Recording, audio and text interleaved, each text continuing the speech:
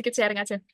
Jadi tuh mungkin mispersepsi antara harapan teman-teman dengan apa yang saya pikirkan sama yang saya kerjakan dulu. Jadi waktu persiapan SKB apoteker itu, dulu saya tuh memang sistem belajarnya saya tuh caranya gini. Mungkin kalau teman-teman bisa adopsi silahkan, kalau teman-teman punya cara belajar yang lain silahkan.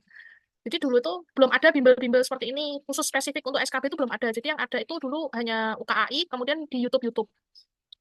Saya tuh bagi jam belajar saya itu dulu waktu dulu di karena kan saya kan sudah bekerja ya. Saya sudah bekerja itu CPNS saya yang ketiga, jadi tidak langsung lolos ya 3 kali baru lolos. Pada waktu itu saya sedang bekerja, sudah punya keluarga juga. Jadi membagi waktu untuk belajar mungkin agak lebih sulit. Jadi saya baginya begini. Kalau di tempat kerja, saya tuh kalau pekerjaan-pekerjaan saya yang bisa saya kerjakan santai, tidak pelayanan, itu biasanya saya mendengarkan earphone rekaman-rekaman yang saya ikut bimbel juga. Jadi rekaman-rekaman seperti ini yang teman-teman sekarang live YouTube, terus di YouTube saya. Jadi yang pada saat saya melakukan aktivitas lain, entah beberes rumah, entah di pekerjaan, itu saya sambil dengarkan pakai earphone. Nah, kemudian pada waktu saya punya waktu belajar, biasanya ketika malam, sebentar sekitar 2-3 jam itu, saya baru buka materi yang lebih detail, entah buka Permenkes, saya kerjakan latihan soal, seperti itu. Dan, jadi, karena saya pikir bahwa teman-teman yang ikut kelas SKB itu adalah teman-teman yang memang sibuk bekerja semua, saya yakin pasti sudah 90-80% sudah bekerja. Saya pikir saya buat materinya itu yang padat, kemudian yang penting-penting, kemudian harapannya ketika saya mereview di kelas ini, ketika teman-teman santai itu bisa sambil didengarkan, seperti itu. Memang ternyata kuis-kuis yang di kelas kurang ya. Nanti hari ini kita coba perbanyak kuis ya kalau memang teman-teman senang kuis juga. Jadi terima kasih buat masukannya yang kemarin. Jadi kalau ada masukan lagi silahkan, terbuka banget. Jadi mumpung belum selesai materinya, kalau ada masukan untuk 2 materi terakhir ini bisa saya perbaiki. Gitu ya teman-teman ya. Untuk diskusinya tetap sama, nanti setiap satu materi kita akan diskusi. Kemudian kalau ada yang mau sholat, sudah jam sholat, saya diingatkan di grup chat ya Kak ya. Nanti kita akan kasih waktu 10 menit untuk teman-teman isoma dulu. Sorry, sholat dulu. Oke, jadi kalau dulu gitu lah, lanjut ya. Sebelum kita lanjut, kalau bisa mungkin teman-teman juga gitu. Kalau tipikal belajarnya tidak ada waktu dan belajarnya mungkin tidak langsung hafal, jadi mungkin bisa 18 jam ya belajarnya ya. Jadi di saat kerja, kalau untuk ibu-ibu mungkin saat gosok, saat nyapu, atau yang masih belum menikah tapi ada pekerjaan rumah itu bisa dikerjakan misalnya dengan mendengarkan earphone. Kemudian saat ada waktu duduk, silakan teman-teman buka semua materi, dipelajari, bahkan perbanyak latihan soal. Seperti itu kalau strategi saya lah. Mungkin miss persepsi karena saya mengusahakan PPT saya sudah ringkas, kemudian sambil saya jelaskan lagi dengan tambah-tambahan materi karena tidak bisa semua diketik di PPT, ada penjelasan-penjelasan tambahan pada saat Zoom. Oke, boleh kita langsung mulai, Kak? Sudah ready semua ya? Sudah.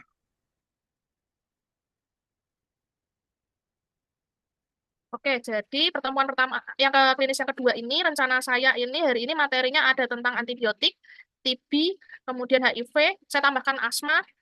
Nah, nanti untuk pertemuan keempat, mungkin akan saya tambahkan, sudah saya pasti tambahkan kode etik, sama perbanyak latihan soal klinis ya. Jadi nanti pertemuan keempat itu rencana saya, itu adalah mereview klinis yang kemarin, yang materi kemarin sama hari ini dengan latihan soal, plus tambahan kode etik. Untuk yang farmakoekonominya, nanti saya diskusikan dulu dengan Kak Prisil ya. Oke, untuk pertemuan pertama kita mulai materi pertamanya terkait dengan antibiotik. Jadi ini gambaran singkat tentang antibiotik, golongannya, contoh obatnya, dan apa efektivitasnya untuk bakteri apa saja. Jadi ada yang spektrumnya luas banget, seperti golongan quinolone, ada cipro, levo, dan moxi ini spektrum luas ya. Dia untuk moxi ini dia bisa dari bakteri gram positif sampai yang atipikal gram positif, negatif, anaerob sampai yang atipikal. Nah, levo juga sama, tapi yang levo kecuali dia tidak bisa untuk bakteri anaerob.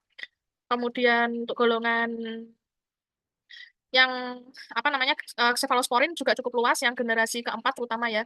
Dia bisa dari gram positif sampai gram negatif.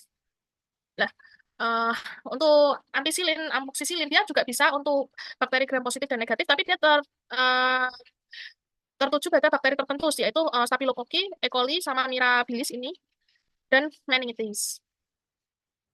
Kalau misalnya sediaan ampicillin sulbactam maupun amoxicillin dengan asam klavulanat, dia spektrumnya bisa lebih luas lagi dari sediaan ampicillin atau amoxicillin yang biasa ya. Eh, Kalau misalnya nih kira-kira ada soal pasien itu mengalami gastroenteritis, kemudian dia tidak disebutkan bakterinya apa, belum diketahui bakterinya apa, Kira-kira terapi yang tepat apa ya? Kalau misalnya pilihannya clindamycin, erythromycin, amoxicillin, amoxiclav atau levofloxacin. Kira-kira kalau ada kasus seperti itu, terapinya yang tepat yang apa?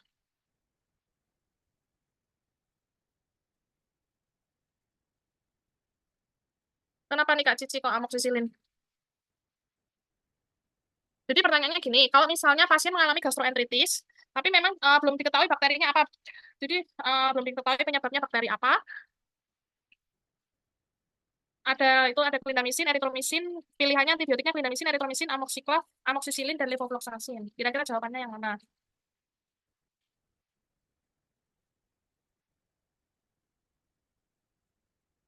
Kalau Kak Seman yang titik sama Kak Fani itu sebenarnya hampir benar ya. Jadi prinsipnya kalau memang tidak diketahui bakterinya apa, pilih yang spektrumnya itu paling luas.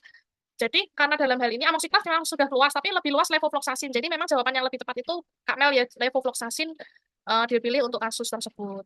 Jadi ini ringkasan aja, ini nanti bisa dilihat gambarannya seperti ini.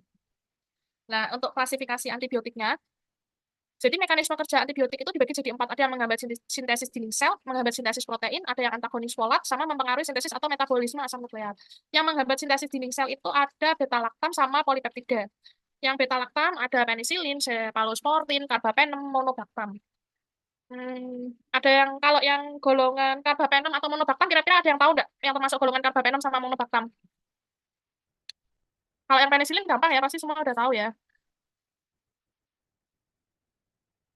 Jenis obatnya yang masuk ke golongan carbapenem apa nih kira-kira? Oke, bener ya.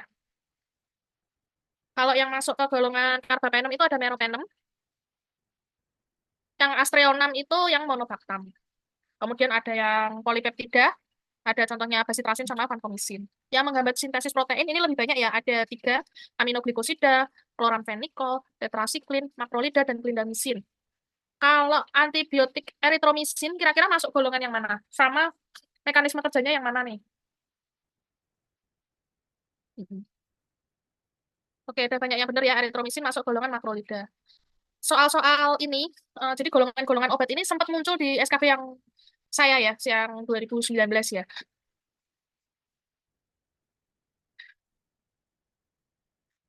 Kemudian kita lanjut ya. Jadi yang eh, kalau golongan aminoglikosida itu contohnya misalnya gentamisin, kanamisin, amikasin, streptomisin itu masuk aminoglikosida. Yang chloramphenicol itu ada chloramphenicol, thiamphenicol, tetrasiklin ada tetrasiklin, doxycycline, oksitetrasiklin dan lain-lain ya. Yang makrolida ada erythromycin, termasuk asitromisin yang kita pakai pada saat COVID ya, jadi antibiotik yang kita pakai saat COVID ya asitromisin, erythromycin dan spiramisin. Untuk antagonis folat, yang mekanisme kerjanya antagonis folat ada sulfonamid dan trimetropin. Yang mempengaruhi sintesis atau metabolisme asam nukleat ada golongan quinolon dan kloroquinolon. Ini yang golongan penisilin. Prinsipnya kalau golongan penisilin itu yang kita pakai itu biasanya ampicillin, amoxicillin ya. Kemudian ada penicillin G, ada penicillin 5 yang ada benzoatin penicillin G. Untuk golongan penisilin ini, kalau misal ada pasien yang alergi terhadap pasien masuk rawat inap, dia cerita dia ada alergi amoxicillin, kira-kira penggantinya apa nih kalau dari apoteker menyarankan? Apakah boleh diganti ampicillin? Apakah boleh diberikan ampicillin injeksi atau amoxiclav atau ampicillin sublaktan? Kalau misal pasien pada saat kita kan kemarin bahas tuh di pertemuan pertama riwayat penelusuran penggunaan obat. Kemudian kita tanya pada riwayat penggunaan obat dan riwayat alerginya, ternyata pasien alergi amoxicillin. Kita laporkan kepada dokter dan perawat, kemudian dokter eh, tanya advice kita apakah boleh diganti ampicillin sublaktan. Kira-kira boleh nggak nih Kak?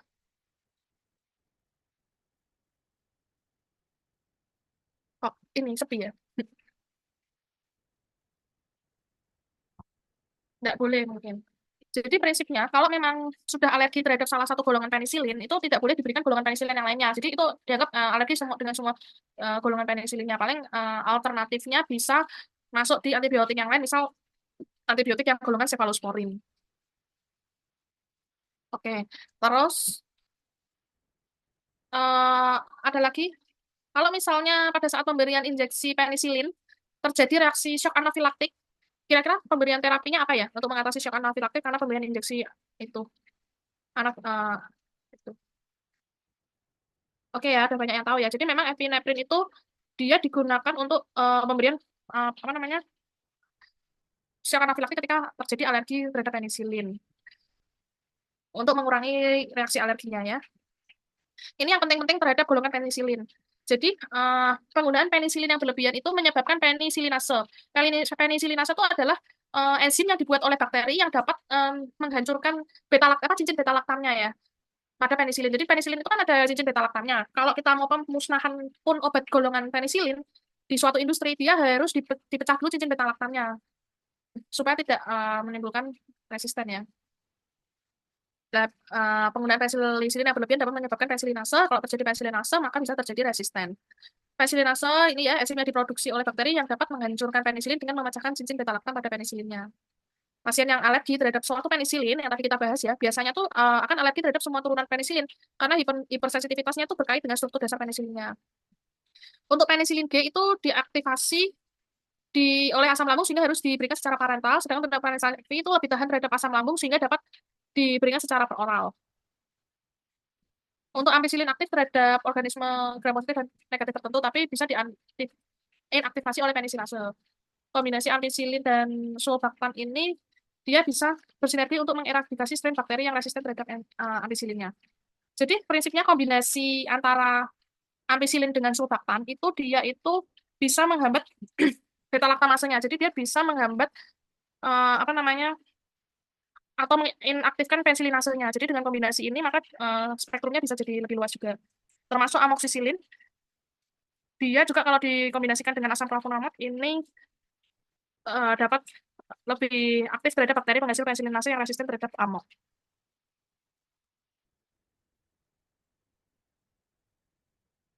Untuk golongan cefalosporin total sebenarnya ada 5 generasi, tapi yang generasi terakhir, yang generasi kelima kayaknya belum kita gunakan ya, masih di generasi keempat ya. Prinsipnya kalau cefalosporin itu semakin baru, semakin di generasi keempat, dia makin aktif dengan bakteri yang gram negatif. Makin bagus untuk digunakan untuk bakteri yang gram negatif. Makin efektif ya istilahnya.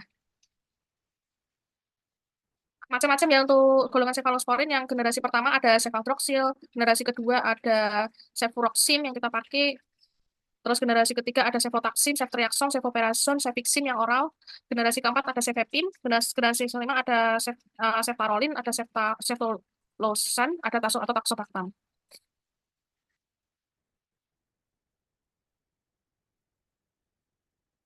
Untuk interaksi obatnya dengan cefalosporin, jadi cefalosporin kalau digunakan bersama dengan antibakteri yang lain, misal digunakan bersama dengan aminoglikosida, dia akan meningkatkan resiko nefrotoksisitas.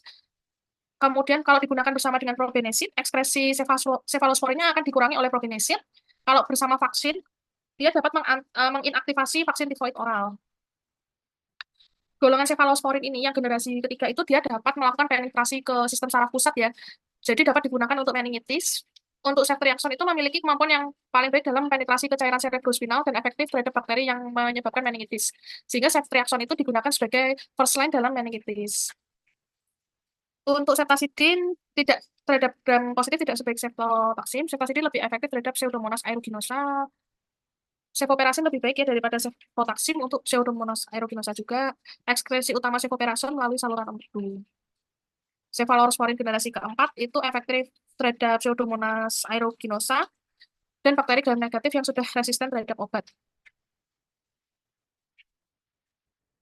Nah, ini yang penting-penting yang mungkin sering keluar di soal. Jadi aminoglikosida itu tidak diserap melalui saluran cerna, sehingga harus diberikan secara parenteral untuk infeksi sistemik. Ekspresi utama itu bisa melalui ginjal dan terjadi akumulasi pada gangguan fungsi ginjal. Kalau golongan aminoglikosida ini, kira-kira misal ada soal golongan aminoglikosida itu tidak boleh diberikan pada apakah wanita hamil, ibu menyusui, gangguan hati atau gangguan fungsi ginjal. Kira-kira jawabannya yang mana nih? Ada yang jawab wanita hamil, ada yang jawab ginjal. Tapi banyak yang ginjal ya. Oke, jadi memang aminoglikosida ini dia tuh sifatnya memang nefrotoksik ya. Tapi kalau untuk pasien dengan gangguan ginjal, sebenarnya dia masih bisa diberikan, tapi dengan penyesuaian dosis. Sedangkan untuk pada ibu hamil, dia kontraindikasi, benar Kak Rizky juga, dia masuk kategorinya itu D. Jadi tidak boleh, jadi untuk golongan aminoglisosida tidak boleh diberikan pada ibu hamil. Terus untuk doksisiklin, dia itu sebagai profilaksis malaria, sorry. Untuk dewasa itu 100 mg per hari, diberikan 1 hari sebelum berangkat, dan selama berada di daerah tersebut sampai 4 minggu setelah kembali. Tapi untuk penggunaan doksisiklin ini tidak boleh diberikan lebih dari 3 bulan ya. Untuk yang tetrasiklin, dia itu menyebabkan pertumbuhan tulang itu terhambat. Efek sampingnya itu diskinesis ya, jadi perubahan warna pada gigi, kemudian perubahan warnanya itu permanen, dan kecenderungan terjadi karies. Golongan tetrasiklin ini juga kontraindikasi dengan ibu hamil, menyusui, dan anak yang kurang dari 8 tahun.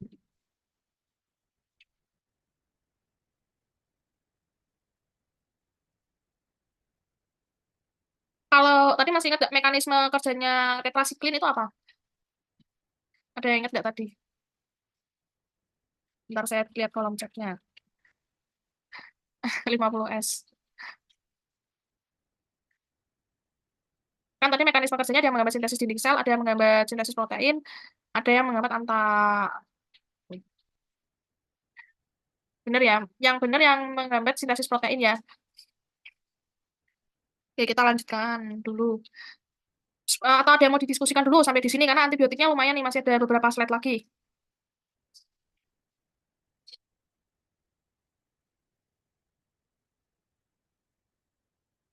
Kalau nggak ada kita lanjutkan ya.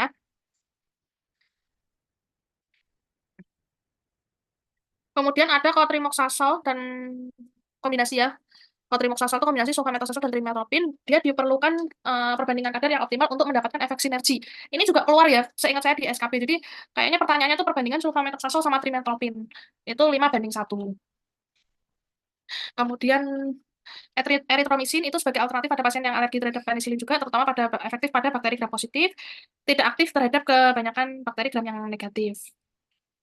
Kemudian untuk asitromisin, dia golongan makrolida yang aktivitas bakteri gram positifnya itu sedikit lebih lemah dibandingkan eritromisin, tetapi untuk asitromisin ini dia lebih efektif terhadap bakteri gram negatif. Kira-kira efek samping asitromisin yang khas itu apa ya? Ada yang tahu nggak?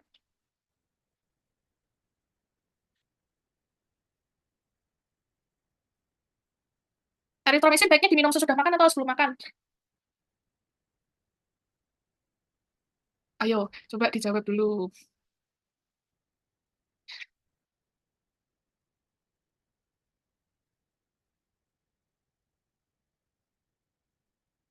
Asitromisin itu harusnya ini ya Kak, sesudah makan ya. Karena dia itu efek sampingnya itu di bagian gastrointestinal. Jadi dia efek sampingnya benar Kak, ada mual, muntah, kembung, diare tidak enak pada perut dan sebagainya. Jadi baiknya penggunaan asitromisin itu harus diberikan sesudah makan. Jadi, soal-soal efek samping obat juga lumayan banyak ya keluar. DRP nanti DRP sama interaksi obat juga keluar. Nanti saya masukkan di pertemuan keempat besok ya. Ini udah maghrib ya? Oke, kita istirahat dulu ya. Ini jam berapa sih? 4:57. Kita kembalinya ya sekitar jam 5:10 ya, atau 5:10 kurang ya. Silakan bagi teman-teman yang mau sholat.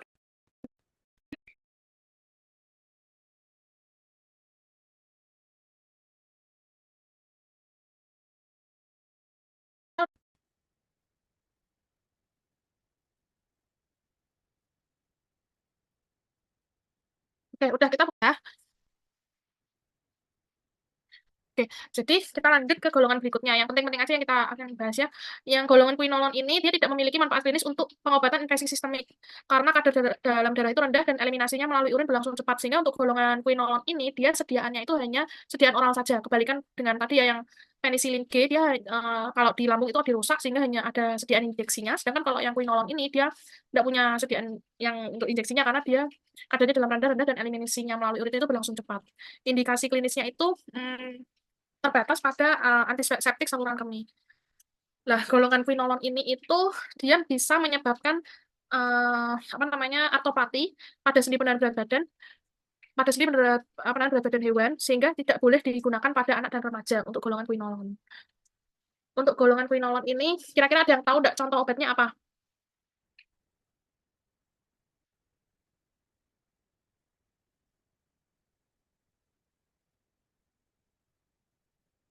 Cipro itu masuknya golongannya yang bener sih, tapi Cipro itu lebih yang masuknya di fluoroquinolone, Kak.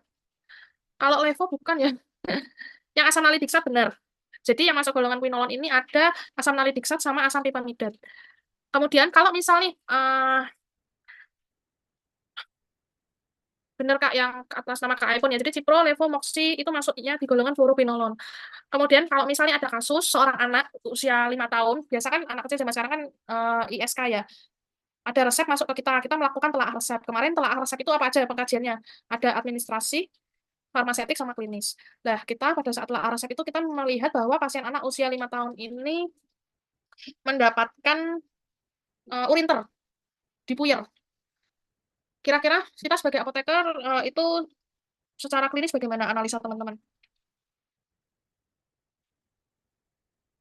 Urinter itu isinya asam pipamidad ya.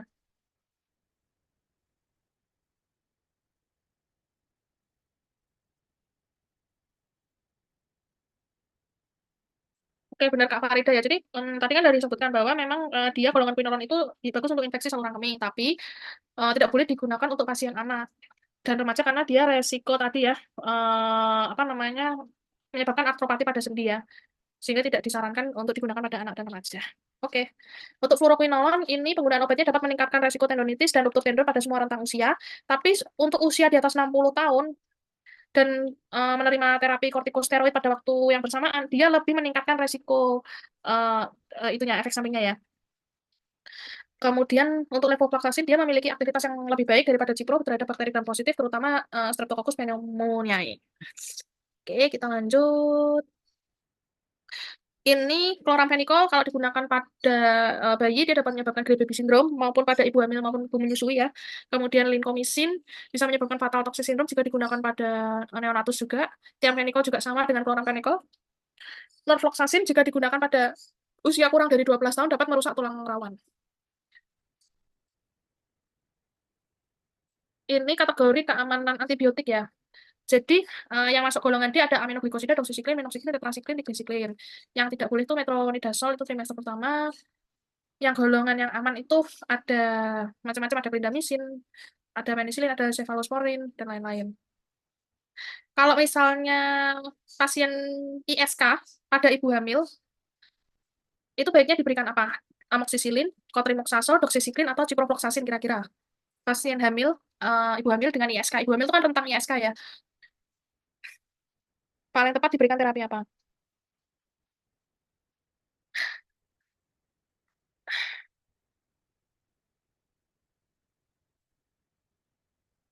Oke, benar Kak. Ada benar semua ya maksudnya. Oke, jadi intinya kalau pada ibu hamil, kalau antibiotik yang aman itu yang bisa digunakan yang kategori B, prinsipnya seperti itu kalau untuk pasien ibu hamil. Kalau tinggal dilihat pilihannya mana yang masuk kategori B. Oke, kita lanjut ke latihannya ya. Kalau kalau dari tabel ini metronidazole itu bisa digunakan mungkin di trimester 2 3 tapi trimester pertama tidak boleh. Kita lanjut ke latihan soal ya. Sorry. Antibiotik di bawah ini golongan penisilin yang memiliki spektrum sempit dan sensitif terhadap pensilinase adalah A. Amoxicillin, B. Piperacillin, C. Benzathine penicillin G atau ampicillin. Ini yang tadi ya, yang kita bahas sekilas ya, yang golongan penisilin itu tadi kan ada yang resisten terhadap ampicillin, ada yang alami.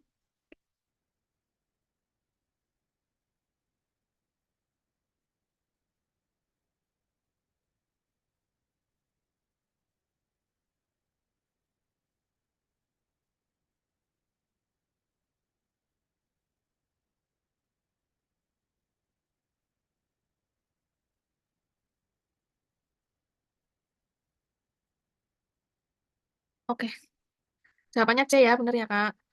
Untuk ini antibiotik golongan penisilin yang peka terhadap asam lambung sehingga harus diberikan secara intravena adalah yang mana nih kira-kira?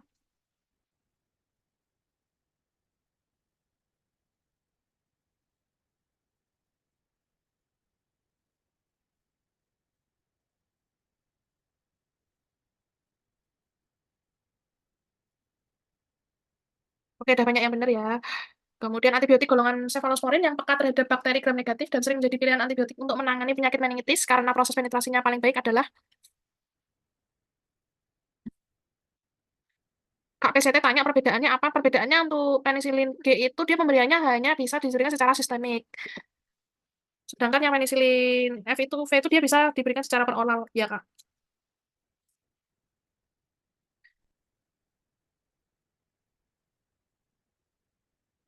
Oke, ini udah benar semua ya, safe reaction ya. Antibiotik yang tidak diserap melalui saluran cerna sehingga harus diberikan parenteral untuk infeksi sistemik dan diekspresi utama melalui ginjal adalah A. Gentamicin, B. Ceftriaxone, C. Cefepime, atau D. Acitromycin.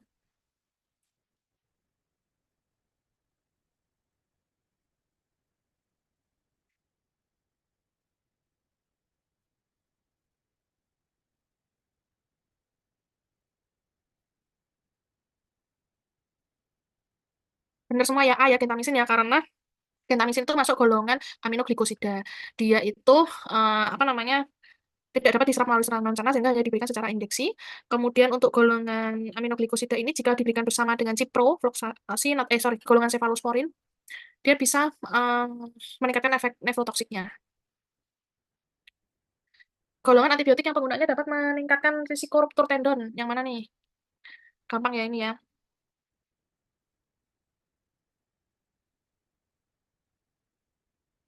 Oke, udah banyak yang benar ya.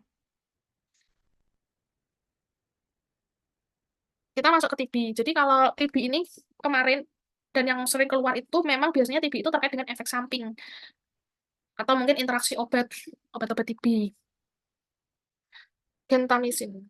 Golongan, ini ada yang tanya Kak Farida, yang tadi gentamicin dikombinasi dengan apa yang meningkatkan efek nefrotoksiknya? Golongan cefalosporin ya Kak. Makasih ya Kak Cici udah dibantu jawab ya. Kita lanjutkan ya untuk tuberkulosis ya. Jadi kalau tuberkulosis itu banyaknya terkait dengan efek samping, tapi kita tetap review materi ini dari awal karena ini ya kalau pengalaman saya dulu kan saya kan tes CPNS sampai 3 kali ya jadi lumayan sudah agak jauh nih dari periode lulus. Kalau misalnya mungkin teman-teman yang fresh graduate baru lulus itu mungkin masih seger ya materi tentang tuberkulosis ya. Tapi untuk mungkin teman-teman yang rekan-rekan yang seperti saya yang sudah bekerja cukup lama dan mungkin tidak di pelayanan sempat misalnya di pengadaan atau di mana, lah itu mungkin materi-materinya perlu kita sekilas kita ulanglah dari awal ya. Untuk tuberkulosis ini prinsipnya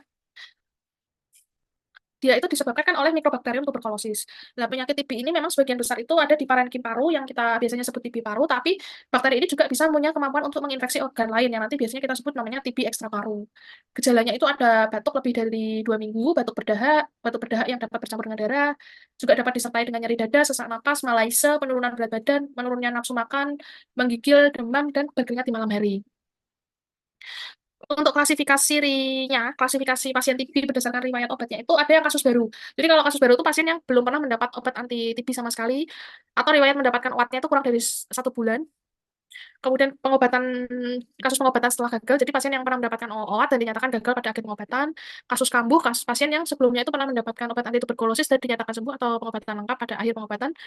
Dan tapi saat ini ditegakkan diagnosis TB episode kembali. Jadi sebelumnya sudah pernah TB, kemudian dinyatakan sembuh, tapi untuk beberapa tahun ke depan atau beberapa saat kemudian itu TB-nya positif lagi. Itu namanya kasus kambuh. Kasus setelah lost to follow up, jadi pasien yang pernah menelan obat 1 bulan atau lebih dan tidak meneruskannya selama lebih dari 2 bulan berturut-turut.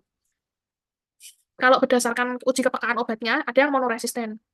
Kalau monoresisten itu resisten terhadap salah satu jenis obat ini pertama. Kalau yang multi drug resistant atau TB-MDR, ini tuh resisten terhadap isoniazid dan rifamycin secara bersamaan. Kalau yang poliresisten, resisten terhadap lebih dari satu jenis obat ini pertama selain isoniazid dan rifamycin secara bersamaan. Jadi kalau TB-MDR itu resistennya terhadap isoniazid sama rifamycin. Sedangkan yang poliresisten itu resisten terhadap lebih dari obat ini pertama tapi selain isoniazid maupun selain rifamycin. Kalau yang XDR, itu TB-MDR yang resisten terhadap salah satu obat golongan fluoroquinolone dan salah satu dari obat lini kedua jenis suntikan. Ini alur diagnosis TB-nya ya. Jadi pasien yang terduga TB, kalau misalnya dia pasien baru tidak ada riwayat pengobatan TB, tidak ada kontak erat dengan pasien TB, dan HIV-nya negatif atau tidak diketahui status HIV-nya, itu dilakukan pemeriksaan klinis dan pemeriksaan bakteriologis dengan mikroskop atau tes cepat molekuler atau TCM. Tapi kalau misalnya tidak mempunyai akses TCM, bisa pakai pemeriksaan mikroskopis dengan BTA, bakteri tahan asam. Kalau hasilnya itu negatif-negatif, dilakukan fototorak. Kalau fototoraknya gambarannya mendukung TB, maka terkonfirmasi TB, dilakukan pengobatan lini pertama. Kalau negatif-negatif tapi eh, foto torak apa foto toraknya dia tidak mendukung TB, berarti itu dinyatakan bukan TB. Kalau negatif-negatif dan dilakukan terapi antibiotik non oat, kemudian tidak ada perbaikan klinis, bisa dinyatakan sebagai TB terkonfirmasi klinis dan dilakukan pengobatan lini pertama berdasarkan pertimbangan dokternya ya. Tapi misalnya negatif-negatif, terus ketika sudah diberikan terapi antibiotika non oat ada perbaikan klinis, berarti itu memang bukan TB, harus dicari penyebab yang lain. Kurang lebih seperti itu diagnosanya. Kalau yang TCM ada lagi, nanti mungkin yang TCM ini bisa dilihat sendiri ya.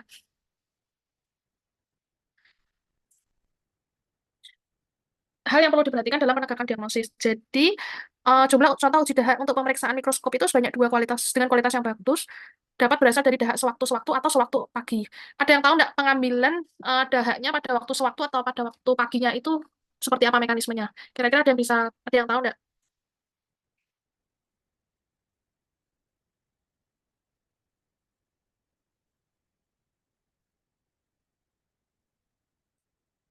Kalau dahak sewaktu diambilnya kapan? Kalau dahak pagi diambilnya kapan? Benar ya. Jadi kalau yang pagi itu memang diambilnya itu pada pagi hari setelah bangun tidur dikumpulkan di rumah ya saat kita bangun tidur. Tapi kalau sewaktu itu dahak yang dikumpulkan di sarana pelayanan kesehatan saat menyerahkan dahak paginya. Ini kan yang tadi ya, kalau salah satu atau kedua contoh uji dahak menunjukkan hasil pemeriksaan BTA-nya positif, pasien yang menunjukkan hasil BTA positif pada pemeriksaan dahak pertama, pasien itu dapat segera ditegakkan sebagai pasien dengan pasien TB ya, dapat ditegakkan diagnosisnya bahwa TB. Tapi kalau jika kedua contoh uji dahaknya itu menunjukkan hasil BTA negatif, harus dilihat pemeriksaan penunjangnya seperti foto toraknya. Kalau misalnya tadi ya foto toraknya mendukung TB bisa terkonfirmasi TB. Kalau tidak mendukung TB dilihat dicari penyebab lainnya. Kalau misalnya nih pemeriksaan secara mikroskopisnya itu hasilnya negatif, tidak memiliki akses rujukan, maka dilakukan pemberian terapi antibiotik spektrum luas. Terlebih dahulu selama 1-2 sampai minggu. Jika tidak ada perbaikan klinis setelah pemberian antibiotik, pasien perlu dikaji faktor resiko TB-nya. Kira-kira sebagai apoteker, untuk pemberian, misalnya pasien datang, hasil BTA-nya kan tadi negatif. Berarti kan kalau negatif kan bisa disarankan pemberian antibiotik dulu yang non-oat. Kira-kira antibiotik apa yang disarankan untuk pasien tersebut? Tidak boleh diberikan yang non-oat sama non-quinolone. Dan harus yang spektrum luas. Kira-kira antibiotiknya yang apa nih? Oke, Kak Cici udah bener ya, golongan cefalosporin ya. Bener, Kak Haryana, bener. Yang mungkin yang lebih tepat yang golongan cefalosporin generasi ketiga ya, kan itu ada cefixim ya. Itu bisa diberikan untuk pasien yang misalnya dengan gejala batuk terus-menerus selama lebih dari 2 minggu, tapi hasil BTA-nya itu negatif. Dan mungkin daerahnya tidak ada akses untuk radiologi, tidak bisa foto torak, atau tidak bisa dilakukan tes TCM, sehingga bisa diberikan antibiotik cefalosporin golongan ketiga. Kalau misalnya ada perbaikan, berarti memang bukan TB. Kalau tidak ada perbaikan, nanti atas pertimbangan dokter bisa dikonfirmasi positif TB. Ini pengobatannya. Jadi kalau kasus ini udah gampang banget ya, sudah pada paham ya. Prinsipnya kalau kasus baru 2 HRZE ditambah lanjutannya 4H3R3. Kalau kambuhan ditambah 1 HRZE ya, sama lanjutannya 5H3R3 sama E3. Untuk yang resisten MDR XDR bisa pakai streptomycin, amikacin, kapramycin, karbamycin. Yang resisten MDR XDR pakai ofloxacin, levofloxacin, dan moxifloxacin. Kira-kira nih misalnya kalau ada pertanyaan mekanisme kerja, sudah ada yang tahu belum mekanisme kerjanya masing-masing?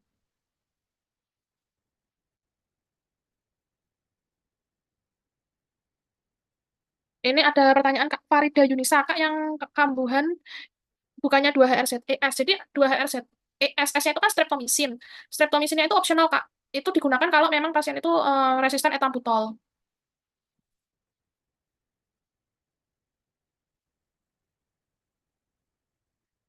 Untuk mekanisme kerja isoniazid ada yang tahu nggak? Kira-kira mekanisme kerjanya apa?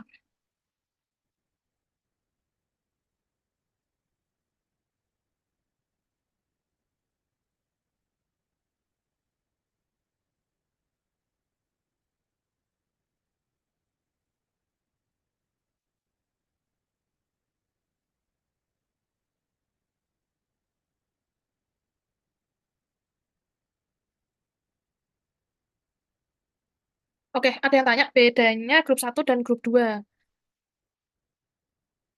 Kira-kira ada yang tahu nggak nih? Ada yang bisa jawab nggak nih? Kira-kira bedanya grup 1 dan 2 Kak Dwi, bener ya? Untuk INH-nya itu menghambat sintesis dinding sel.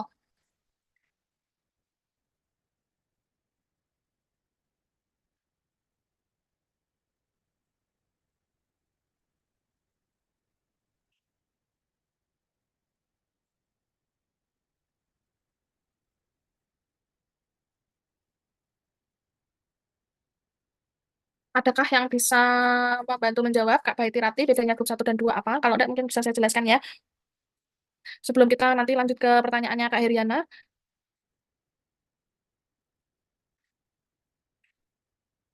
Jadi kalau yang grup 1 itu menjadi pilihan pertama dulu, Kak, untuk resistensi MDR XDR. Baru kemudian kalau kalau misalnya apa namanya tidak bisa digunakan grup 1, baru lanjut ke grup berikutnya yang grup 2.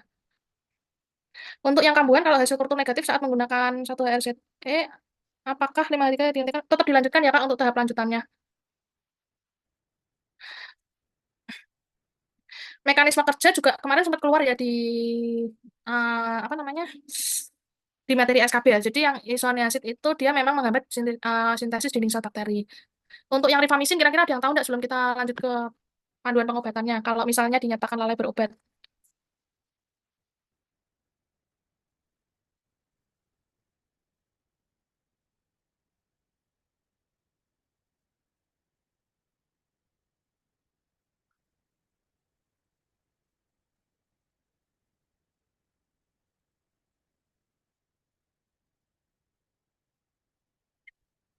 Ini ada yang udah maghrib dulu apa mau break dulu Kak, teman-teman? Istirahat 10 menit lagi ya.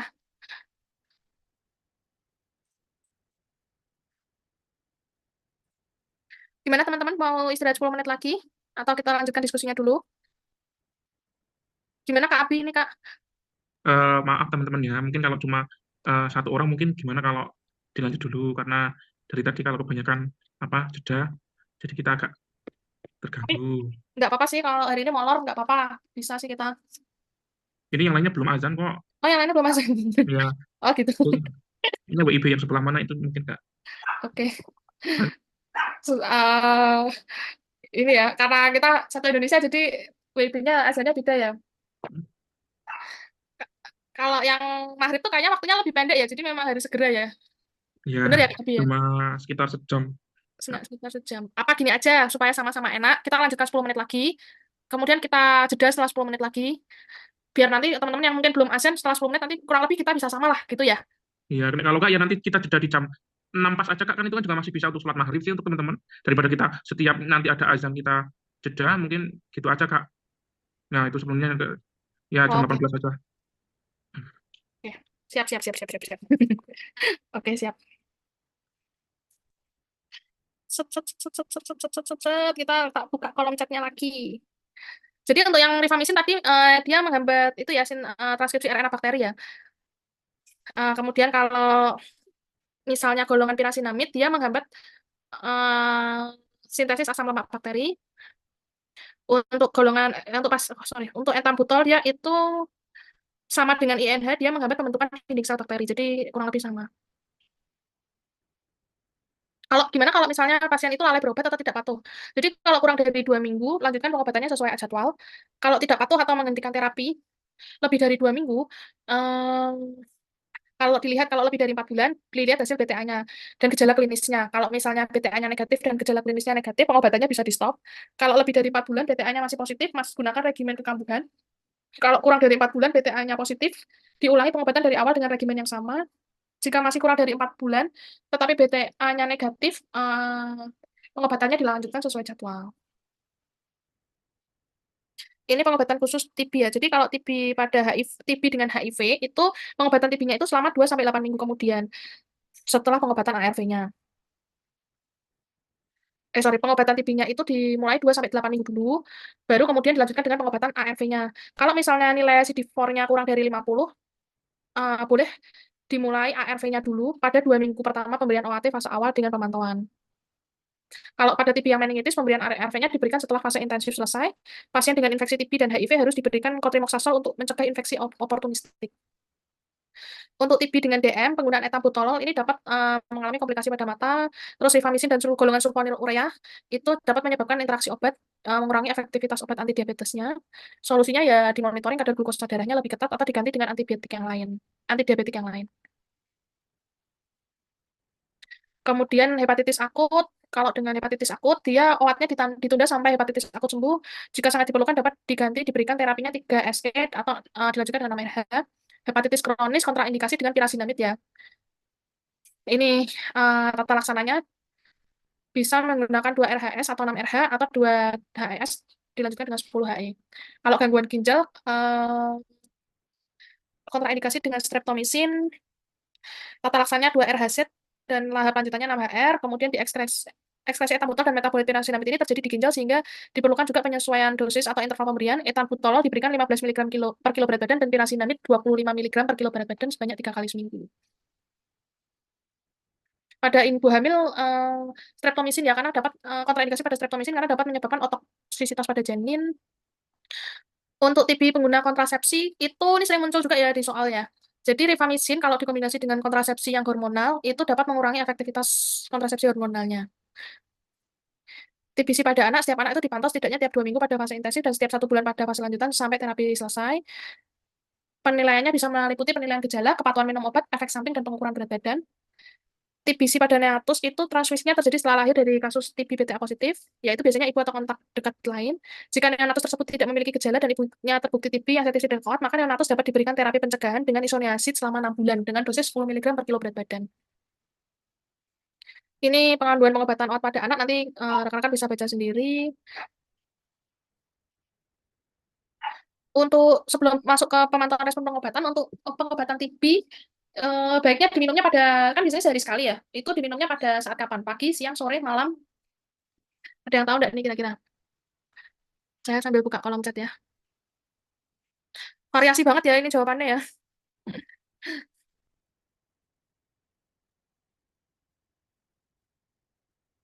Mana loh? Ada yang malam, ada yang pagi, ada yang sore. Emang yang terbaru sekarang itu eh, malam ya, karena ada efek sampingnya mual untuk mencegahnya, jadi diberikan pada malam hari. Ini ada yang tanya juga ya ternyata. Waktu tes SKB dulu ditanya tentang mekanisme kerja obat atau langsung ke kasus. Saya lupa sih Kak, jujur. Cuma eh, kayaknya sih langsung ke pertanyaannya mekanisme kerjanya seperti apa gitu aja sih Kak.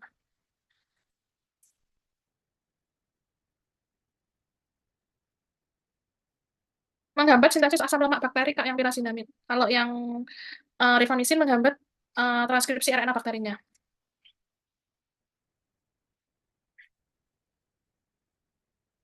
Kalau pemeriksaan sputum, jadi kita kan memantau respon pengobatannya. Jadi untuk kasus baru, pada akhir bulan kedua, diperiksa sputumnya. Jika sputumnya itu masih positif, di akhir fase intensif, pemeriksaan mikroskopis dilakukan lagi pada akhir bulan ketiga. Kalau pada akhir bulan ketiga masih tetap positif, maka pemeriksaan kepekaan obat molekulernya itu, atau pemeriksaan kepekaan obat molekuler cepatnya itu, kayak TCM, TB itu harus dilakukan.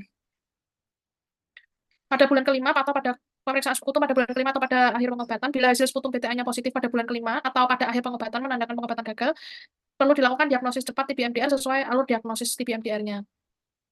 Pada pasien dengan sputum BTA negatif di awal pengobatan dan tetap negatif pada akhir bulan kedua pengobatan, maka tidak perlu dilakukan pemantauan dalam lebih lanjut. Pemantauan klinis dan berat badan merupakan indikator yang sangat berguna. Jadi misalnya nih, kan tadi kan bisa dinyatakan TB positif kalau misalnya BTA, walaupun BTA-nya negatif, tapi hasil toraknya menunjukkan ada gambaran TB, maka kan bisa dikatakan dia positif TB, bisa didiagnosa TB, uh, uh, positif TB. Tapi kalau misalnya pada kasus tersebut dan dicek pada akhir bulan kedua pengobatan dia masih BTA-nya tetap negatif, maka pemantauan klinis apa namanya pemantauan BTA-nya sudah tidak perlu dilakukan, pemantauan dahaknya, tapi tetap dilakukan pemantauan klinis dan berat badan.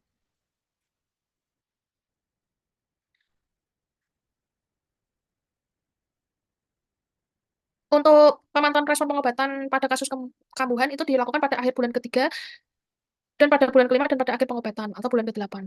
Jadi pada akhir bulan ketiga pada pasien dengan riwayat pengobatan sebelumnya, bila spesimen yang diperoleh pada akhir fase intensif bulan ketiga adalah BTA-nya positif, maka biarkan sputum dan uji kepekaan obat sebaiknya dilakukan. Kalau pada bulan kelima, pada akhir bulan kelima dan akhir pengobatan masih positif BTA-nya, maka dinyatakan gagal dan lakukan pemeriksaan TCM, biarkan dan uji kepekaan obat.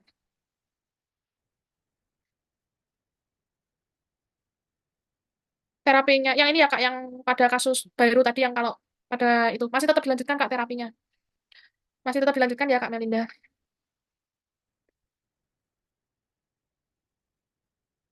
Uji kepekaan obat itu eh, sebenarnya saya kurang paham juga ya, tapi prinsipnya uji kepekaan obat itu untuk mengecek itu uji mikro ya Kak. Maksudnya itu uji mikro untuk lihat resistensi terhadap obatnya. Mana yang resistensi.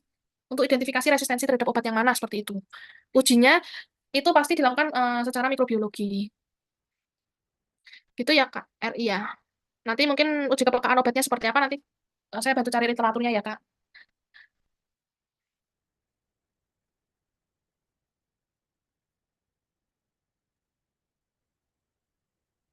Ini hasil pengobatannya macam-macam ya. Putusannya bisa dinyatakan sembuh, pengobatan lengkap, pengobatannya gagal, putus obat. Putus obat itu kalau pasien TB tidak memulai pengobatan setelah terdiagnosis TB atau yang menghentikan pengobatan selama 2 bulan berturut-turut atau lebih. Kalau gagal ya pasien TB dengan hasil pemeriksaan BTA sputum atau biakan positif pada bulan kelima atau akhir pengobatan.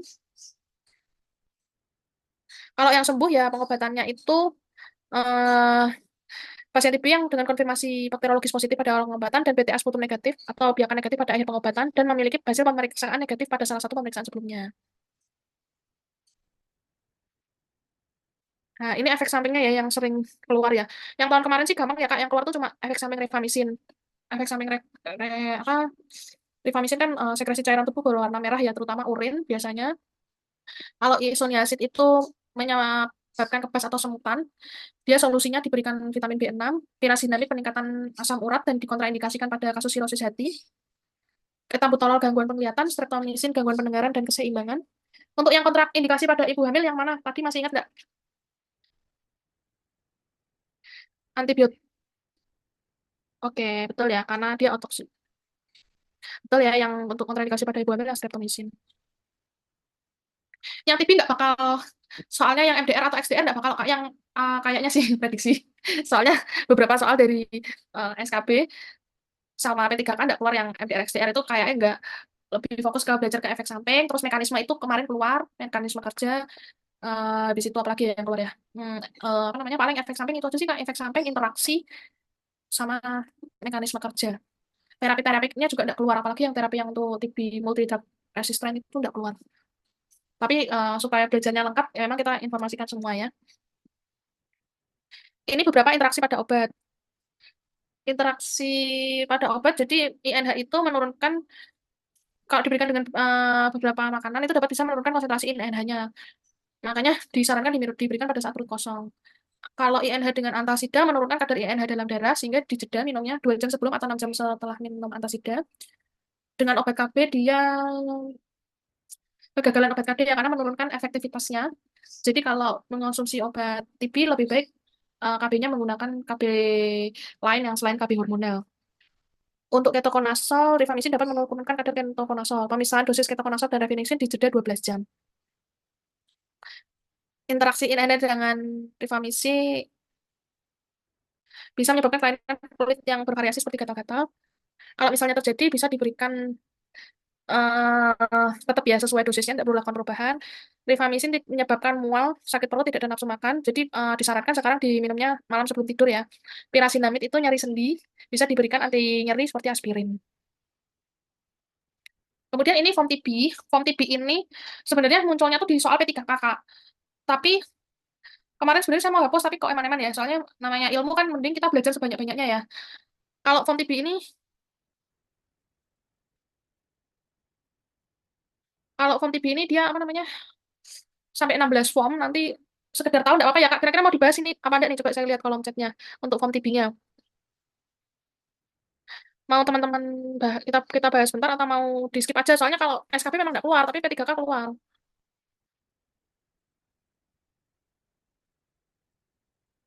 Oke, kita bahas aja ya. Jadi, form TB yang pertama itu adalah kartu pengobatan pasien TB yang disimpan di unit layanan kesehatan. Form TB yang pertama ini dia isinya tuh ya pasti ke data identitas pasien, kemudian scoringnya untuk kalau untuk TB anak, kemudian rujukannya dirujuk oleh siapa, kemudian hasil pemeriksaan dahaknya itu ada hasil pemeriksaan dahak dari bulan ke 0, 2, 3 sampai ke 5. Kemudian ada ini pengambilan obatnya pada tahap awal sama tahap lanjutan. Kemudian ini layanan-layanannya ada layanan tes, konseling, dan HIV. Kalau di P3K sendiri sih, lebih pertanyaannya bukan isinya, bukan isi formnya, tapi lebih ke form TB1 itu peruntukannya untuk apa, form TB2 peruntukannya untuk apa, kurang lebih seperti itu, Kak. Jadi TB1 ini kartu pengobatan pasien yang disimpan di unit pelayanan kesehatan ya. Kalau yang TB2 ini adalah form TB2 ini kartu identitas pasien. Jadi ini kartu identitas ini nanti yang menyimpan itu memang pasiennya sendiri. Digunakan untuk mencatat panduan obat yang diberikan kepada pasien, jumlah obat yang telah diberikan, kemudian tanggal harus kembali, tanggal pemeriksaan ulang dahak, dan catatan lain dari dokter atau perawat. Ini ada ya tanggal perjanjiannya untuk periksa dahaknya, kemudian kapan untuk mengambil, kapan apa, tanggal untuk pengambilan obatnya sudah tercatat setiap pengambilan obat, tahapnya berapa, tanggal harus kembalinya kapan. Untuk form TB nomor 3 dan 4, yang nomor 3 itu buku register yang disimpan di unit pelayanan kesehatan. Kalau yang nomor 4 itu buku register laboratorium yang digunakan untuk mencatat setiap melakukan pemeriksaan dahak dari seorang penderita, yang isi nanti harus petugas labnya ya. Yang form TB nomor 5 ini dia permohonan laboratorium ya untuk pemeriksaan dahak. Bagian atas diisi oleh petugas yang meminta, bagian bawah diisi oleh petugas yang membaca sediaan dahak. Jadi satu pasien itu menggunakan satu formulir TB 05 yang digunakan untuk permohonan laboratorium, 3 spesimen, dan 2 spesimen untuk follow up pengobatannya. Yang TB ke-6 itu buku bantu bagi petugas TB di sarana pelayanan kesehatan yang mengobati pasien untuk menuliskan daftar suspek yang diperiksa.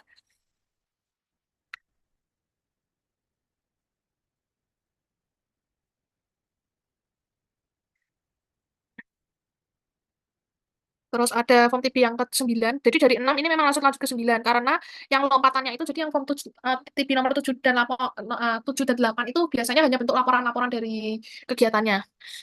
Form TB nomor 9 ini formulir rujukan atau pindah pasien TB digunakan bila pasien itu dirujuk atau pindah berobat ke sarana pelayanan kesehatan di luar wilayah kabupaten atau kota. Jadi ini yang nomor 9 itu form untuk rujukan ya. Form nomor 10 itu untuk hasil akhir pengobatan dari pasien TB pindahan. Diisi oleh unit pengobatan yang menerima pasien pindahan. Formulir ini dikirim ke unit pengobatan di mana pasien TB terdaftar pertama kali, karena hasil pengobatan pasien TB akan dilaporkan secara kohort. Formulir TB 12 ini formulir uji silang sediaan TB, pelayanan kesehatan mikroskopis, kemudian yang 15 itu register pemberian terapi pencegahan tuberkulosis. Jadi kalau misalnya ada pemberian terapi pencegahan tuberkulosis, pengisiannya pakai formulir TB yang ke-15. Kalau yang Kalau yang SPS, ada yang chat ya, SPS sewaktu pagi sewaktu itu 3 kali ambil dahak, Kak, benar. Jadi biasanya sewaktu pagi sewaktunya itu, yang sewaktu yang pertama itu pada waktu kontrol pertama kali, kalau misalkan pasien kan curiga TB, terus kontrol, itu diambil dahak sewaktunya yang pertama. Terus besok paginya, bangun pagi diambil dahak saat pagi harinya, dan sewaktu yang ketiganya itu saat saat kontrol atau saat kontrol dan membawa hasil dahak paginya itu diambil dahak sewaktunya lagi di hari keduanya itu. Itu ya, Kak.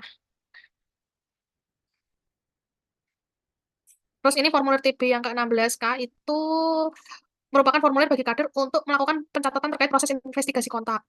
Investigasi kontak itu dilakukan untuk menemukan kasus TB secara dini dengan melakukan screening gejala dan faktor resiko TB terhadap seluruh kontak dari pasien TB. Bahan laporan investigasi kontak yang dilakukan kader. Ini formnya nanti bisa dilihat sendiri ya. Form TB yang ke-16 ini mengetahui jumlah kontak yang diinvestigasi terduga TB, orang yang dirujuk kasus TBC, dan anak yang menerima TPT, melaporkan kepada petugas Disfasiankes wilayah kerja kader sebagai bukti hasil kegiatan, untuk mengetahui kontribusi kader dalam kegiatan investigasi kontak, dan pengisian rekapitulasi berdasarkan hasil yang tertulis pada form TB 16.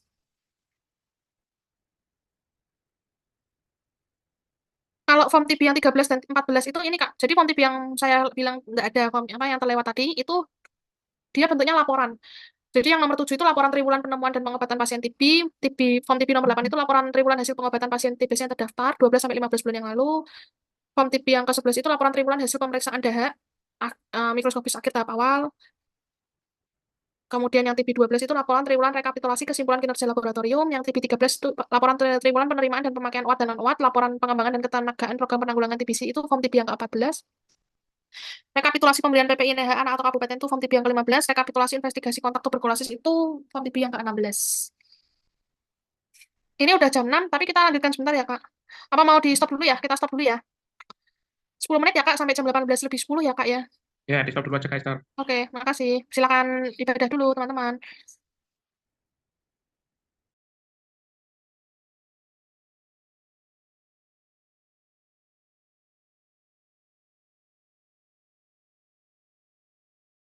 Kalau untuk kasus kambuhan, itu regimennya ditambah streptomycin ya.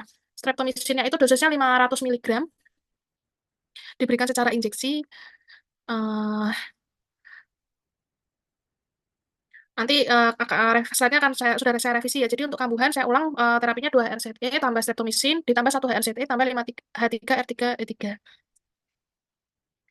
Oke, kita lanjut ke latihan soal ya Kak. Ini udah pada kembali semua ya.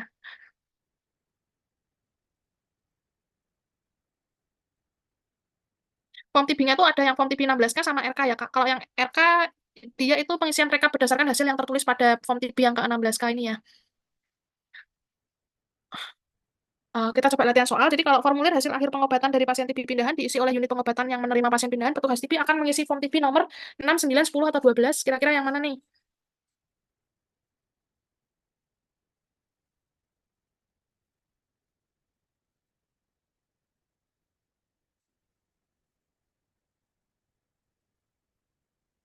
Ada yang jawab 9.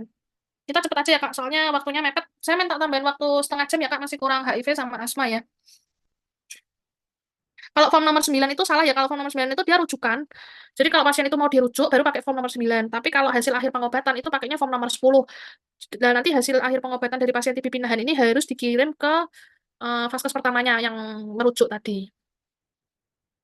Form yang dibawa pulang pasien sebagai kartu identitas pasien yang digunakan untuk mencatat panduan obat yang diberikan kepada pasien adalah form TB nomor 1, 2, 3, atau 5.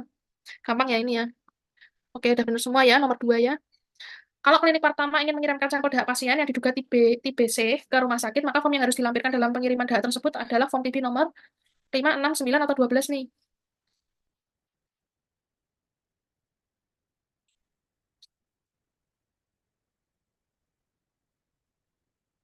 Benar ya Kak, nomor 5 ya Kak. Kalau ini, oke kita lanjut. Klinik pertama akan melakukan pemberian terapi pencegahan tuberkulosis, maka petugas akan mengisi form TB nomor berapa?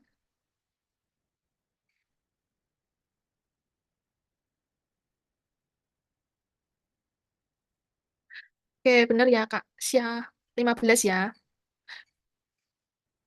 Form yang diisi kader untuk merekap investigasi kontak oleh pasien adalah form TB nomor, ini yang tadi saya jelaskan terakhir ya. Ada yang 16K sama RK. Yang RK ya, dia untuk rekapitulasi. Nggak usah dihafal ya Kak, yang ini sekilas aja. Kayaknya sih mungkin nggak keluar. Untuk tambahin informasi aja. Kita lanjut ke materi HIV sama HIV AIDS ya.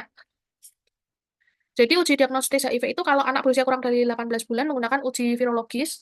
Tapi kalau sudah lebih dari 18 bulan, remaja dan dewasa itu ujinya dengan uji serologis dengan strategi diagnosis HIV berdasarkan hasil 3 tes sekuensial reaktif. Ini sangat direkomendasikan ya, kualitas buktinya itu tinggi. Nah, tes serologis HIV ini di Indonesia sendiri tuh ada tes yang bisa mendeteksi antibodi HIV 1, HIV 2, terus ada tes ELISA, juga ada tes Western blot ya. Ini alur diagnosis HIV-nya. Jadi kalau tes HIV-nya yang A1 non-reaktif, berarti dianggap dia negatif. Tapi kalau misalnya hasil antibodinya antibodi HIV A1-nya reaktif, dites antibodi HIV yang A2. Kalau non-reaktif, diulangi tes HIV A1 dan A2-nya. Kalau hasil pengulangan keduanya non-reaktif, maka dianggap sebagai HIV negatif. Tapi kalau hasil pengulangannya itu hasilnya bisa keduanya reaktif atau salah satunya reaktif, dites antibodi HIV A3-nya. Kalau non-reaktif, dilihat faktor resikonya. Kalau faktor resikonya dia tidak beresiko, berarti HIV negatif. Atau faktor resikonya eh, dia faktor resikonya tinggi, jadi dia memiliki faktor resiko, jadi dia dimasukkan kategori indeterminate.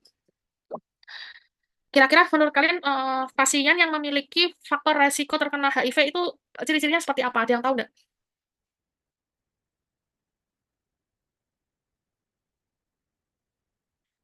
Pasien yang teridentifikasi mempunyai faktor resiko HIV.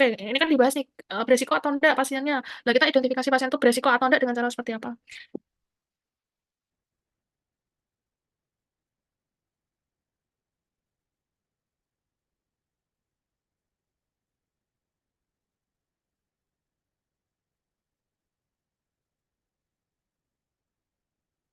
Nah, kurang lebih gitu ya teman-teman. Jadi prinsipnya kalau yang beresiko itu kita bisa lihat pekerjaannya dulu, pekerjaannya, terus kalau misalnya dia juga misalnya apa namanya pengguna narkoba itu kan juga beresiko berarti. Atau dia misalnya menggunakan tato, dia kan berarti beresiko juga kalau misalnya jarum suntiknya tidak diganti. Jadi faktor-faktor resiko itu bisa dinilai dari berbagai macam.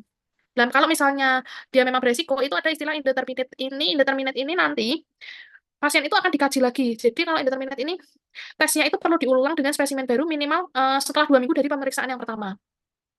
Kalau misalnya hasilnya tetap indeterminate dilanjutkan dengan pemeriksaan PCR.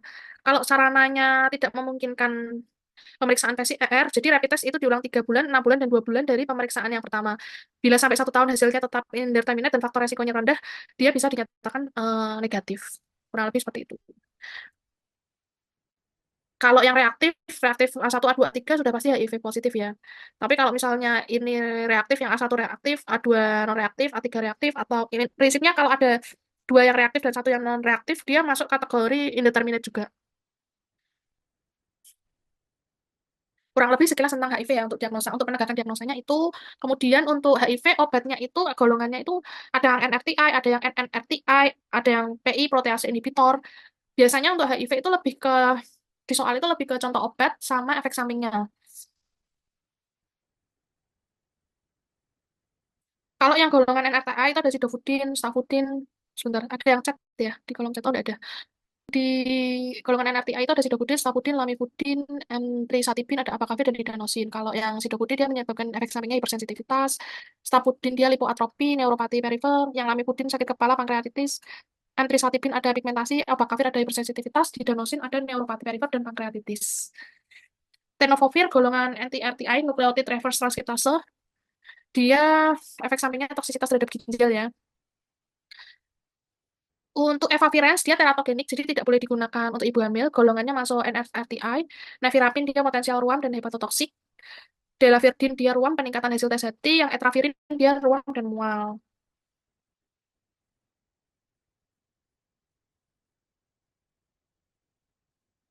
Kemudian ada golongan protease inhibitor itu ada lopinavir, ritonavir, atazanavir, ininavir, sakuinavir, dan alvinavir. Yang lopinavir dia hiperlipid ya efek sampingnya ya.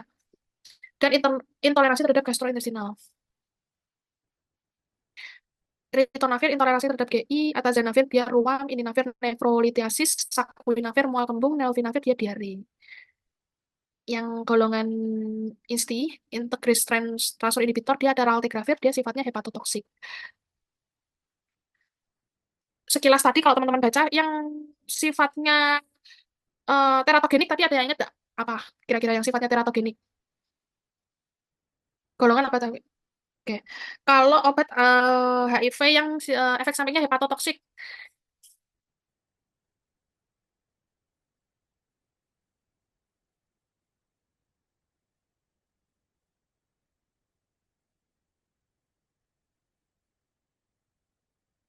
oke dah, banyak yang benar ya. Berarti prinsipnya kalau obat HIV memang lebih cenderung ke efek samping sih sama jenis obatnya kalau selama ini yang keluar. Oke, udah banyak benar ya. Ini panduan lini pertamanya. Jadi prinsipnya itu 2 golongan NRTI dan 1 NNRTI. Lini pertamanya, kalau HIV juga, yang penting lini pertamanya aja ya. Kalau HIV itu biasanya sih, tapi juga jarang ya. Jadi kombinasinya itu biasanya yang sudah bentuk dalam fixed dose combination. Itu ada sidofudin ditambah lamivudin dan diberikan efavirenz.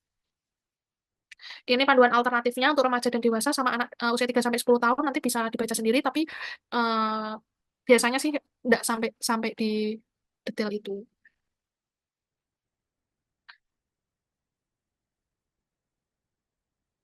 Kemudian kalau kondisi khusus ya, yang perempuan hamil itu eh sedofudin sama tenofovir itu sebagai lini pertama karena kan tadi tidak bisa menggunakan yang itu juga yang tidak bisa digunakan tadi kan yang apa efavirenz ya. Kalau infeksi TB,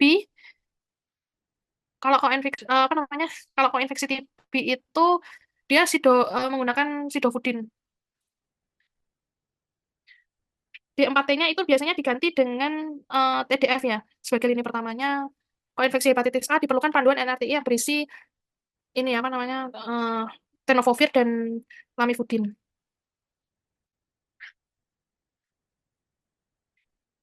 Yang harus dihindari itu apakafir tambah diadenosin tambah tenofovir tetap tidak memadai kalau stafudin itu dapat menyebabkan fat loss, neuropati veriper, dan asidosis laktat. Ritonavir itu intoleransi gastrointestinal. Terapi antiretroviral pada ibu hamil itu tujuannya untuk mencegah terjadinya transmisi vertikal dari ibu kepada anak dan juga untuk mengoptimalkan pengobatan yang diterima ibu. Yang harus diperhatikan tadi ya efavirenz dia efeknya teratogenik, jadi harus dihindari terutama pada trimester yang pertama. Kombinasi stavudin dan didanosin dapat menyebabkan asidosis laktat. Kemudian nevirapin digunakan selama kehamilan harus dengan pemantauan fungsi hati. Karena efek samping nevirapin tadi teman-teman udah benar semua ya, hepatotoksik, terutama selama 18 minggu pertama setelah pengobatan. Kita cepat aja ya Kak, langsung ke soal ya. Untuk obat ARV yang sebaiknya diminum malam hari karena menyebabkan gangguan sistem saraf pusat adalah, tadi ada ya salah satunya obat ARV yang menyebabkan gangguan sistem saraf pusat ya. Saya cek di kolom, ya betul efavirenz. Obat ARV yang dapat menyebabkan pasien mengalami asidosis laktat. Nah, kita yang mana nih?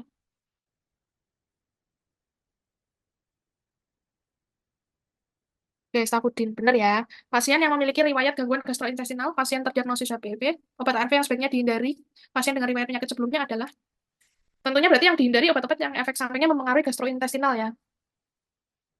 Apakah lamivudin, apakah tenofovir, apakah ritonavir, ataukah sakuinavir? Dah, pada benar ya. Ada yang jawab sakuinavir, ada yang jawab ritonavir, tapi yang benar yang ritonavir ya, Kak ya.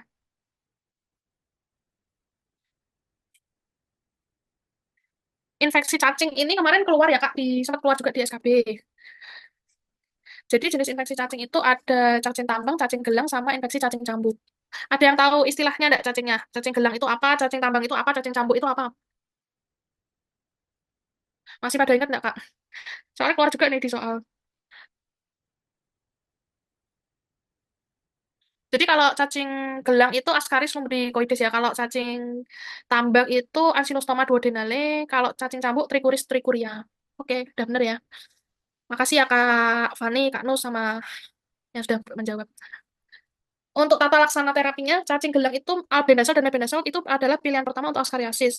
Dosis albendazole untuk dewasa dan anak usia lebih dari 2 tahun adalah 400 mg per oral. WHO merekomendasikan dosis 200 mg untuk anak usia 12 sampai 24 bulan. Dosis mebendazole untuk dewasa dan anak lebih dari 2 tahun itu 500 mg. Kemudian pirantabamol juga dapat digunakan untuk askariasis dengan dosis 10 sampai 11 mg per kilo berat badan per oral. Dosis maksimumnya itu 1 gram. Tindakan operatif diperlukan pada keadaan gawat darurat akibat cacing dewasa menyumbat saluran empedu. Untuk cacing cambuk, ini albendazole 400 ml selama 3 hari atau mebendazole 100 mg 2 kali sehari selama 3 hari berturut-turut. Untuk cacing tambang, bisa menggunakan albendazole dosis tunggal 400 mg atau mebendazole 2 kali 100 mg per hari atau pirantelpamol 11 mg per kilo berat badan ya, maksimum 1 gram. Mebendazole dan pirantelpamol ini diberikan selama 3 hari berturut-turut ya. WHO merekomendasikan dosis albendazole yaitu 200 mg untuk anak usia 12 sampai 24 bulan. Untuk cacing, sedikit aja sih materinya. Sebenarnya kalau untuk cacing besok tak tambahkan lagi aja ya Kak. Sebenarnya di soal itu lebih spesifik lagi tentang gejala sama gejala sama obat yang didapat. Terus kemudian kita suruh mendiagnosis kira-kira itu sakitnya tuh karena cacing apa. Yang kemarin kira-kira soalnya seperti itu. Nanti mungkin besok bisa tak tambahkan untuk latihan soal juga.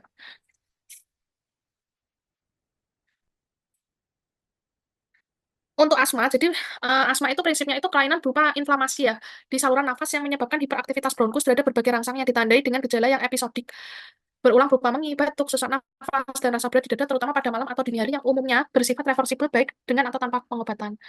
Asma bersifat fluktuatif, hilang timbul artinya dapat tanpa gejala, tidak mengganggu aktivitas, tetapi dapat eksaserbasi dengan gejala ringan sampai berat, bahkan dapat menimbulkan kematian. Klasifikasi asma itu ada yang intermittent, persisten ringan, persisten sedang, sama persisten berat. Dilihat bisa dari gejalanya atau di kondisi paru-parunya. Kalau ini kemarin juga klasifikasi asma tuh sempat keluar di soal. Jadi kalau intermittent itu gejalanya itu kurang dari 1 kali per minggu, tanpa gejala di luar serangannya juga singkat. Kalau gejala malamnya itu kurang dari 2 kali sebulan. Nilai FEP-nya itu lebih dari 80%, nilai prediksi AP-nya lebih dari 80%, nilai terbaiknya. Variability-nya AP-nya kurang dari 20%. Kemudian yang persisten berat itu dia sering ya, gejalanya kontinu ya, terus-menerus, sering kambuh, terus aktivitas fisiknya pun juga terbatas. Nilai FEP-nya kurang dari 60%. Kemarin kalau nggak salah, misalnya ada pasien, dia itu gejalanya itu dalam 1 minggu itu bisa sampai 2-3 kali timbul gejala, kemudian gejala malamnya itu muncul eh, biasanya muncul di apa namanya kurang dari 2 kali sebulan. Nilai FEP-nya lebih dari 80 itu berarti masuk kira-kira kalau teman-teman baca masuk yang intermittent, persisten ringan, persisten sedang atau yang berat.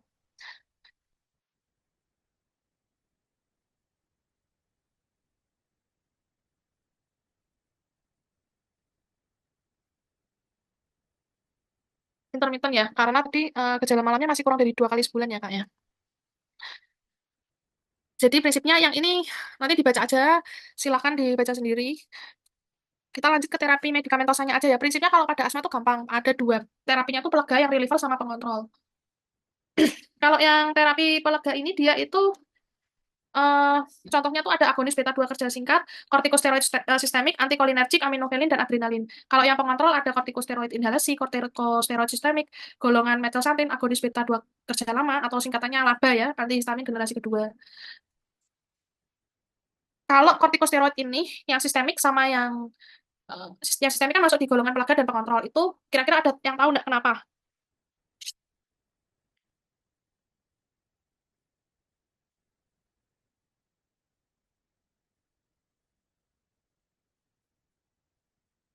Jadi golongan yang kortikosteroid sistemik ini menjadi alternatif terakhir pada serangan asma yang apa namanya yang akut ya.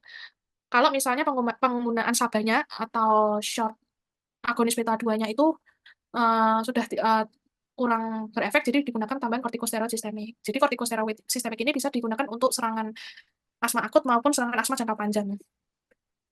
Untuk golongan metilsantin, ada yang tahu nggak contohnya apa?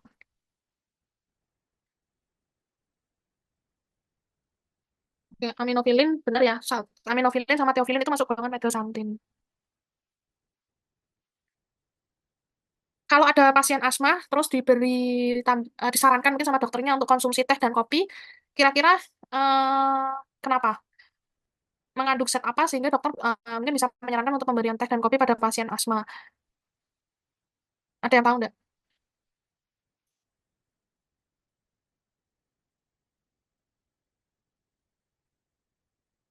Bener ya Kak gitu sama Kak Fani ya. Jadi kafein itu kan terkandung dalam teh sama kopi.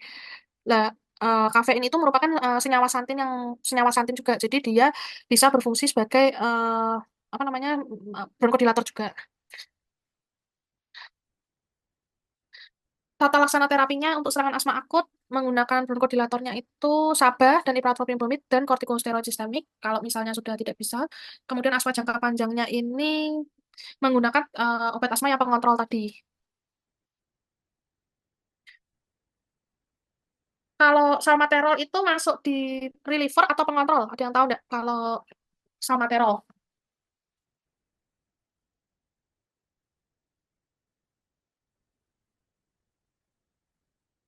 kayaknya udah banyak yang tahu juga ya. Semua udah pada profesional semuanya. Bener ya, jadi salmeterol itu masuknya di pengontrol, dia itu masuk di golongan beta agonis 2 yang kerja lama. Kalau yang golongan beta agonis 2 yang kerja pendek ada yang tahu nggak? Yang kerja singkat atau istilahnya SABA. Betul, salbutamol. Kalau terbutalin masuknya apa? Oh, betul ya, Kak Fani, salbutamol, terbutalin itu masuknya SABA. Ini contoh obatnya ya. Yang pengontrol ada fluticasone, budesonide, kortikosteroidnya yang sistemik ada metilprednisolon, ada prednisolon, agonis beta 2 kerja lamanya ada formoterol, salmeterol, ada kombinasi steroid dan agonis beta 2 kerja lama juga. Kemudian untuk peleganya yang beta 2 kerja cepat itu ada salbutamol, terbutalin, dan procaterol. Yang metilsantin ada tafilin, aminofilin, dan kortikosteroidnya ada metilprednisolon dan prednison.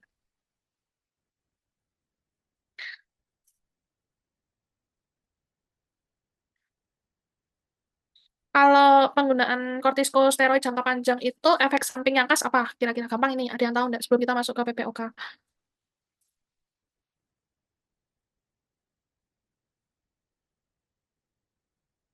Benar ya, jadi efek samping penggunaan kortikosteroid eh, jangka panjang itu bisa menyebabkan moon phase. Selain itu juga bisa menyebabkan apa namanya risiko fraktur ya, risiko fraktur juga ya betul osteoporosis patah tulang. Dia memicu fraktur karena membuat kepadatan massa tulangnya itu berkurang. Kadar gula darah naik juga benar. Jadi kortikosteroid ini Kalau untuk pada penderita diabetes harus dimonitoring kadar gula darahnya karena dia bisa meningkatkan kadar gula darah juga. Untuk PPOK, kira-kira PPOK sama asma sama atau beda nih teman-teman?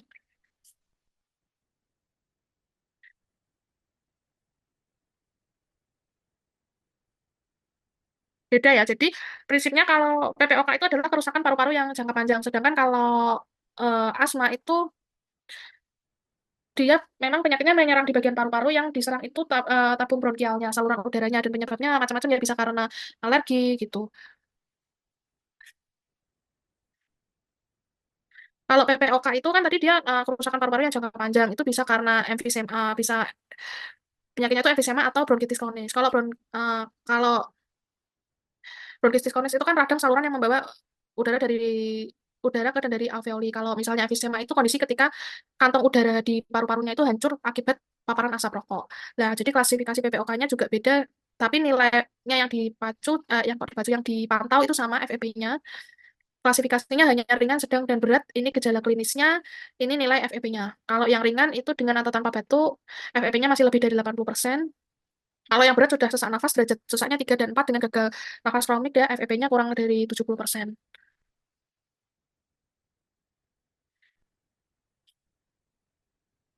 Untuk pemberian sahabat tunggal atau dikombinasi dengan sama, ini direkomendasikan pada pasien dengan kondisi eksarbasi akut. Jika kondisi akut telah teratasi, terapi maintenance dengan laba dapat segera dilakukan sesegera mungkin ya sebelum pasien keluar dari rumah sakit. Pemberian kortikosteroid sistemik dapat memperbaiki fungsi paru, oksigenasi, dan menurunkan durasi rawat inap di rumah sakit, namun pemberiannya tidak boleh lebih dari 5-7 hari. Antibiotik bisa diberikan kalau ada indikasi infeksi untuk menurunkan kekambuhan, gagalnya pengobatan, dan durasi rawat inap. Durasi pemberian antibiotik itu sekitar 5 hari. Metastatin tidak direkomendasikan untuk mengatasi kondisi eksarbasi akut karena efek sampingnya lebih tinggi dibandingkan efektivitasnya. Golongan metostatin ini kan dia termasuk yang IT-nya sempit ya, jadi tidak direkomendasikan untuk serangan asma akut. Ini tata laksananya kombinasi inhalasi kortikosteroid dan LABA yang long acting beta agonis itu lebih efektif dibandingkan dengan inhalasi kortikosteroid tunggal. LABA tunggal dalam menurunkan kejadian eksarbasi pada pasien dengan diagnosis PPK sedang berat. Kombinasi ini juga mampu meningkatkan fungsi parunya. Penggunaan oral kortikosteroid jangka panjang tidak terbukti manfaatnya dan dapat meningkatkan efek samping. Pada pasien bronkitis dengan diagnosa PPOK sedang sampai berat memiliki riwayat eksarbasi akut. Penggunaan PDE4 inhibitor dapat memperbaiki fungsi paru dan menurunkan kejadian eksarbasi pada pasien yang sedang dalam terapi laba ditambah inhalasi kortikosteroid. Contohnya obat yang masuk dalam golongan PDE4 inhibitor, ada yang tahu enggak apa?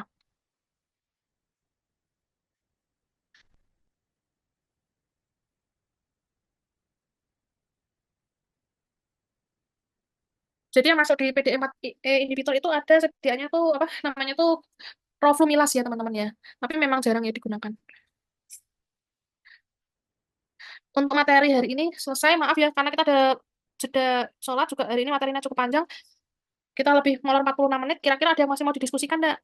Atau mau direvisi kalau misalnya saya ada yang salah? Silahkan teman-teman.